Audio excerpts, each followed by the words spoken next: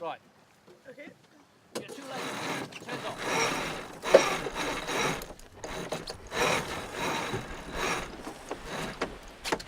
Straighten up. My name is Vincent McQuarter. I work for South Asia Council, Community Learning and Development section. I have responsibility for the Duke of Edinburgh Award in schools.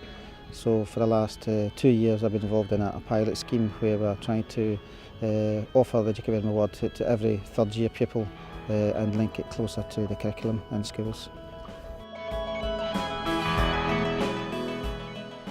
This sailing expedition is a pilot again. It's the first chance and first time that the Duke of Edinburgh Award have looked at piloting a sailing programme on a large yacht like this, so that pupils can go away on a practice expedition, learn to sail a boat, explore the marine environment.